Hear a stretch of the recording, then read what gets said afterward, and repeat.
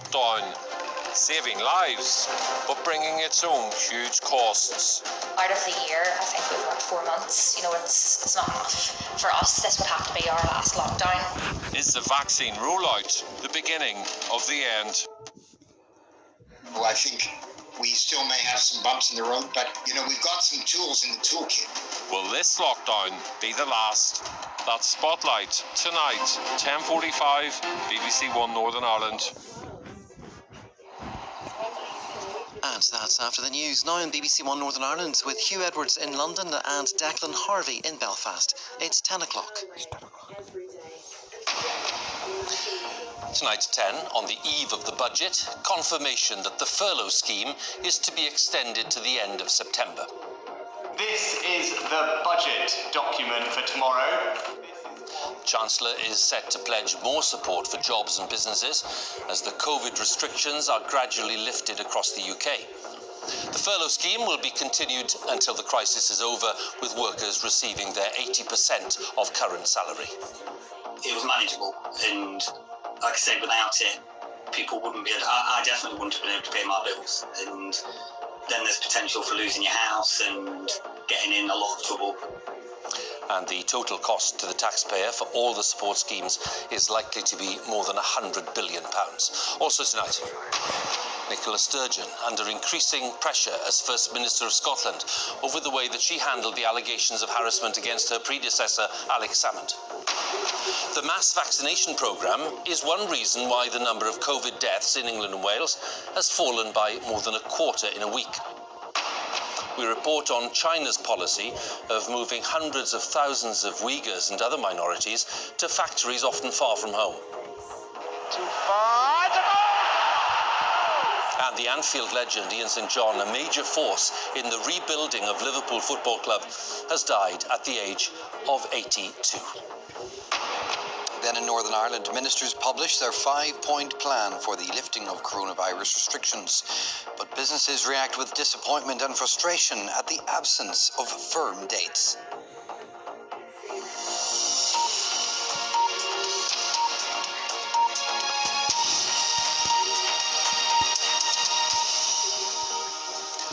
Good evening. The Chancellor, Rishi Sunak, will use tomorrow's budget to pledge more support for jobs and businesses as the COVID restrictions are gradually lifted across the UK.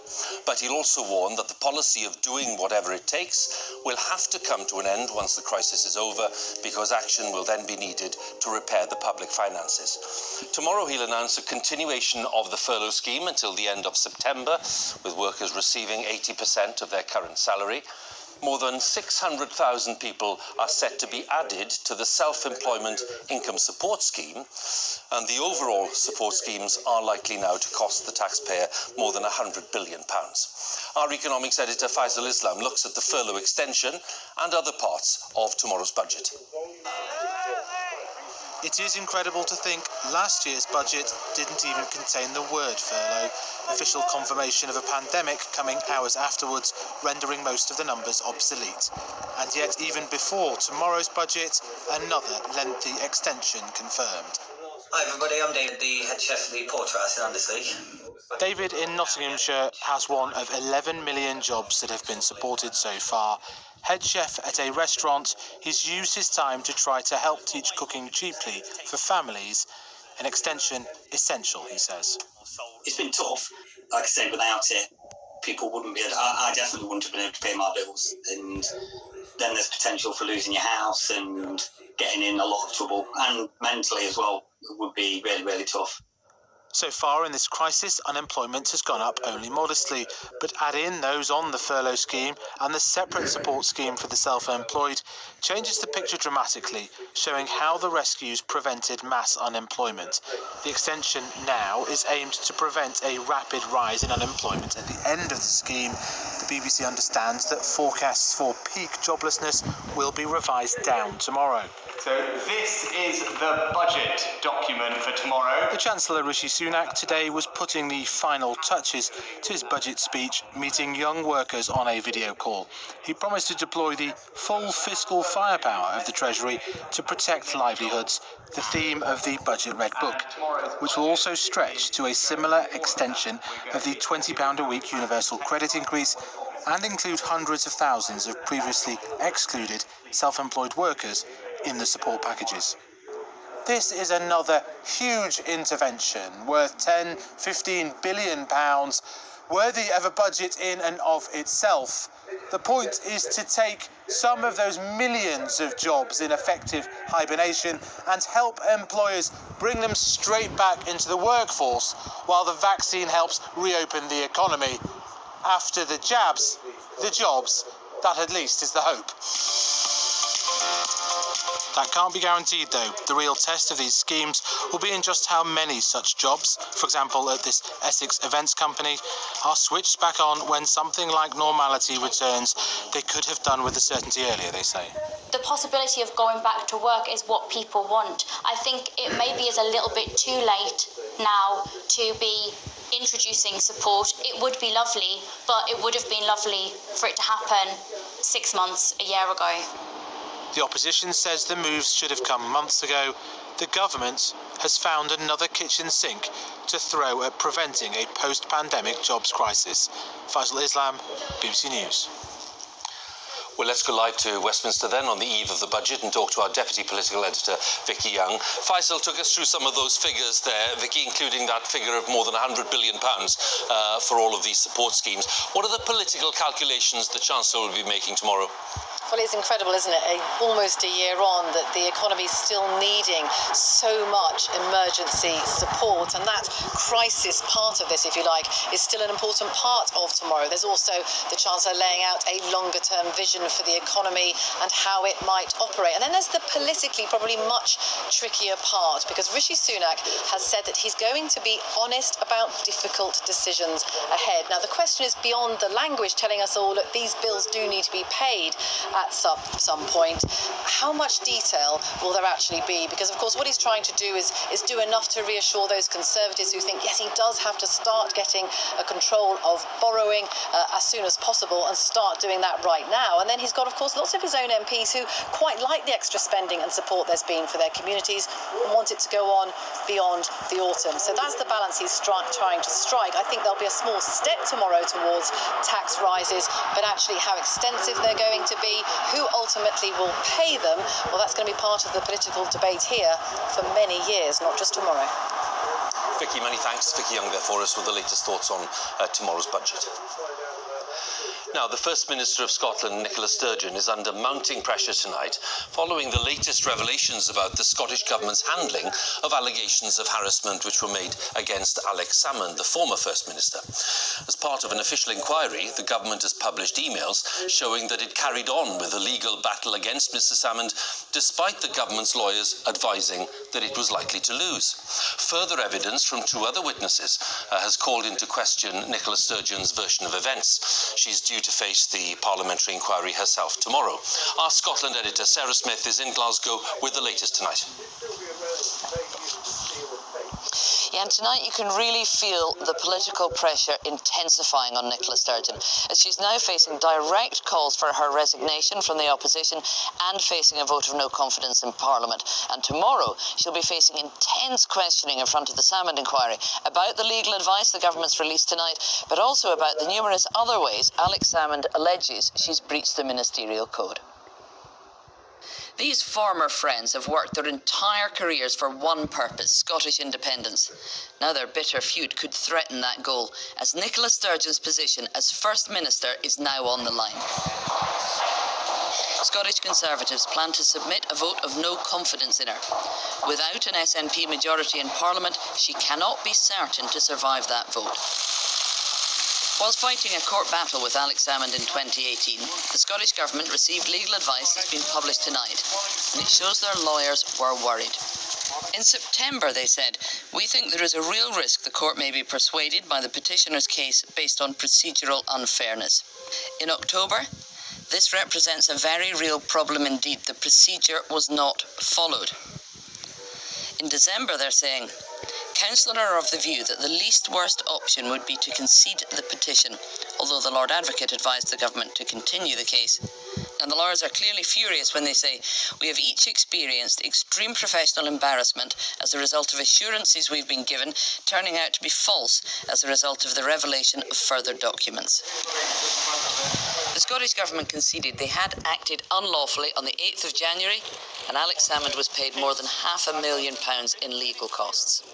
The government should have conceded the case months earlier, yet they kept dragging it out against senior counsel's advice. That is just unthinkable, because the First Minister should not behave unlawfully in pursuing a case that she knows is lost. This legal advice could be a very serious problem for Nicola Sturgeon, and is far from her only problem. She is also being accused of misleading Parliament over what she knew and when about the allegations against Alex Salmond. Nicola Sturgeon originally told Parliament that the first she knew of harassment complaints against Alex Salmond was on the 2nd of April 2018, when he told her at a meeting in her home. She later had to admit she had forgotten about another meeting on the 29th of March with Salmond's former Chief of Staff, in which he says the complaints were discussed. Nicola Sturgeon has also been asked if the name of one of the women making a complaint was shared at that meeting. To the very best of my knowledge, I do not think that happened. The committee has tonight published letters from two people who say they were told by Salmond's former aide the name of a complainer that was shared at that meeting. Well, that is naked opportunism from the Scottish Tories. They haven't heard, of course, the First Minister's evidence, and they've decided that she's misled Parliament. They haven't waited for the independent investigation into the ministerial code and decided already that she has breached it. So they aren't interested in listening to the facts. Tomorrow, Nicola Sturgeon will spend hours refuting all these allegations under oath in front of the Salmond inquiry, knowing she's now fighting for her political life. Sarah Smith, BBC News, Glasgow. The number of coronavirus deaths in England and Wales has fallen by more than a quarter in a week, according to the Office for National Statistics. The Health Secretary, Matt Hancock, says the reduction is as a result of the mass vaccinations and the lockdown. He also revealed that the search for an unidentified person who tested positive for the Brazilian strain of the virus has now been narrowed down to a few hundred homes in the southeast of England. Our health editor, Hugh Pym, has more details. The streets may still look quiet, but we're on the road to recovery. That's the message from ministers in England today, with positive news about the impact of vaccines on preventing serious illness and deaths. And the hunt for a missing person infected with a Brazilian variant of coronavirus has been narrowed down to 379 households in the southeast of England. Mr. Speaker, the Health Secretary, while warning of the need for caution, gave MPs an upbeat assessment. That the vaccine is working, reducing the number of deaths among those who were vaccinated first and preventing hospital admissions. This is real-world evidence that the vaccine is protecting the NHS and saving lives. One measure of the COVID impact is the total number of excess deaths in the UK. This line shows the 5-year weekly average for total reported deaths. And here's what's been happening since the start of 2020. And there was a sharp spike last April, largely because of COVID. Then the numbers fell back again before another steep increase at the end of last year and into January. Since then, the number has been falling back. This map shows cases per 100,000 people last week in different parts of the UK. Light blue shows the lowest numbers. Overall totals have been falling, but there are still some hotspots, including in central and eastern England, shown here in red. The numbers are moving in the right direction, but there's still intense strain on the front line of the NHS, with no sign of respite for hospital staff.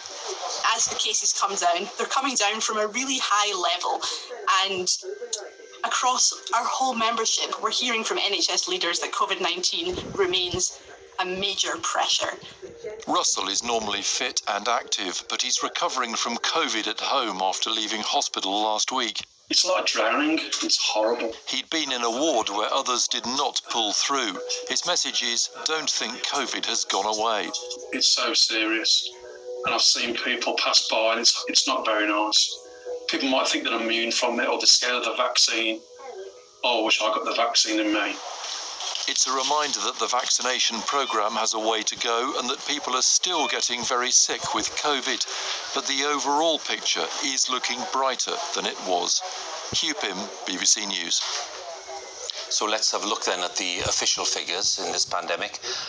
They show that there were 6,391 new cases, new infections recorded in the latest 24-hour period. It means an average of 7,680 new cases were recorded per day in the past week. Across the UK, 12,748 people are in hospital right now with coronavirus. In the last 24 hours, 343 deaths have been recorded of people who died within 28 days of a positive COVID test. On average, 284 deaths were announced every day in the past week, and that brings the total number of people who died so far to 123,296. Let me show you the vaccination figures, and they show that 203,168 people had their first dose of a vaccine in the latest 24-hour period.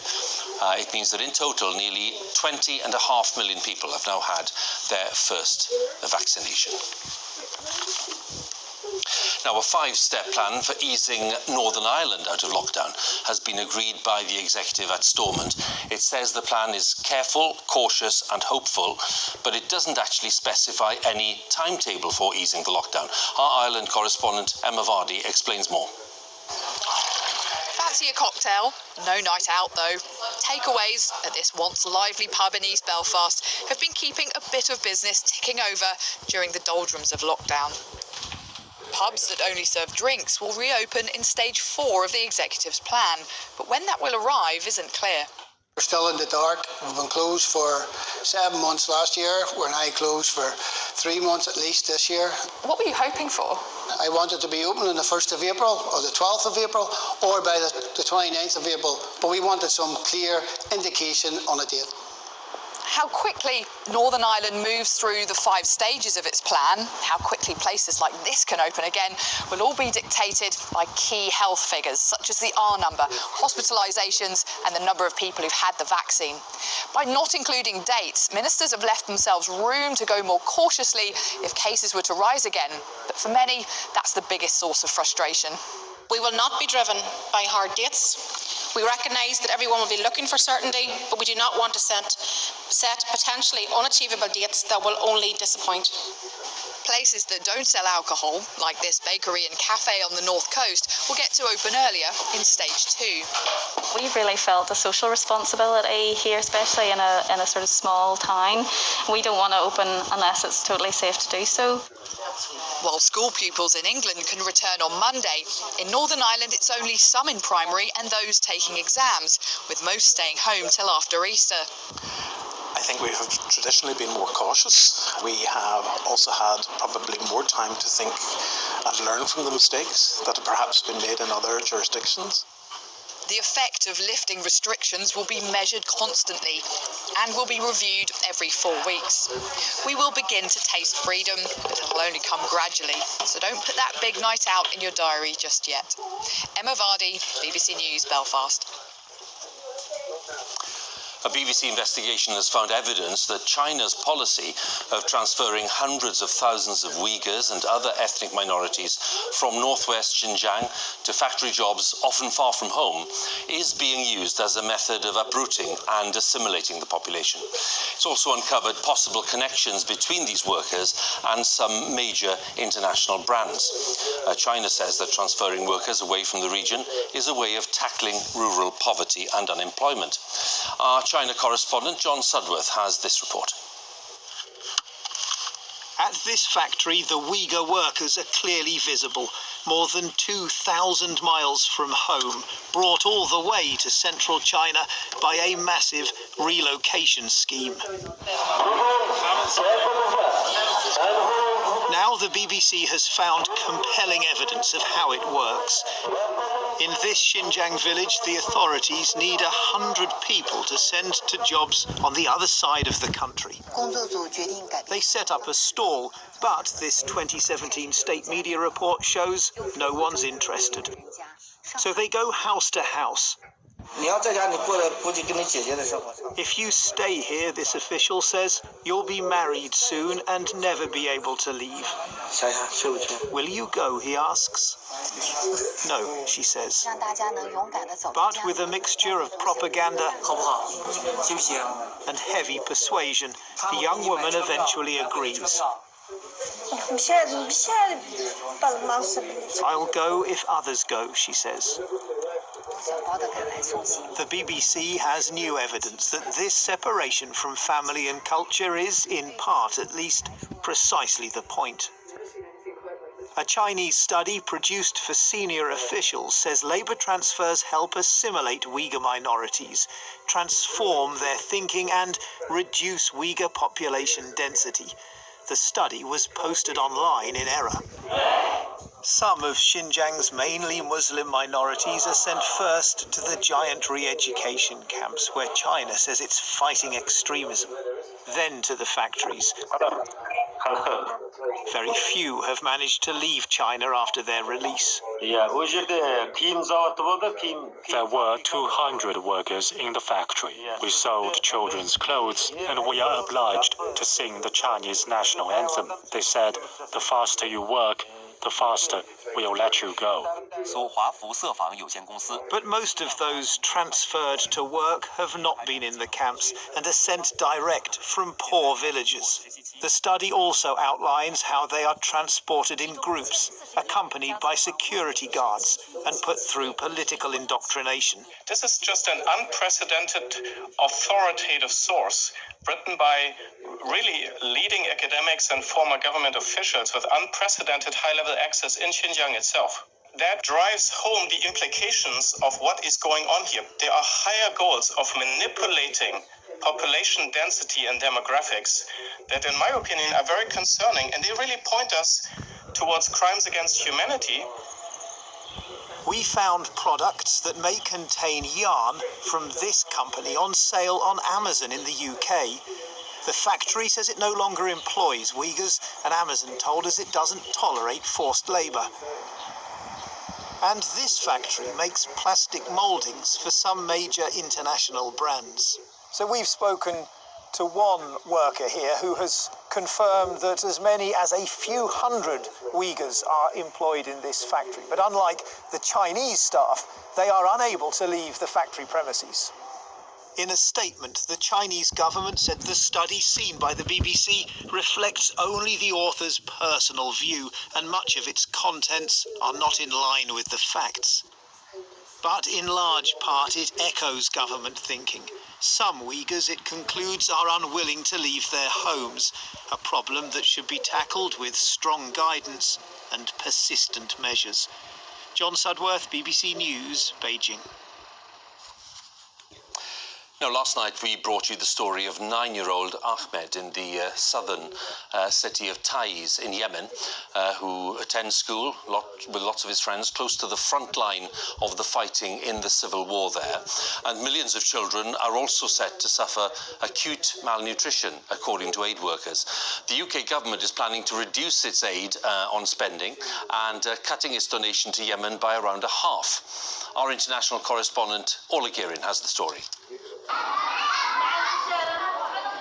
Imagine if this was the school your child was going back to. The building and its pupils hanging by a thread. It's a snapshot of childhood in Yemen, a country that will now get much less aid from the UK. This is Ahmed, who touched many hearts in our story last night. He stands in when his teacher is absent.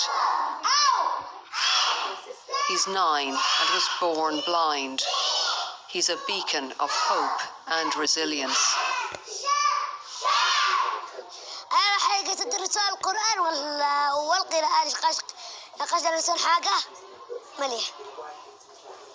الكتابة بس مش تدرس هي كتابة كدس كتابة شو كنت درست الفصول كلها شو قاعد أستخدم نفسي معاش طالب Here in one of the world's poorest countries, the United Nations says cuts in aid will be a death sentence. The spectre of famine is hanging over this land. In Adala province, mothers queue to have their children checked for signs of severe acute malnutrition. Labour has accused the government of leaving children to starve. The Foreign Secretary says Britain is doing its bit and remains one of the top 5 donors to Yemen. Baby Hamas is the latest to be diagnosed. Nurse Abdullah Al-Qadri is pained by what he sees.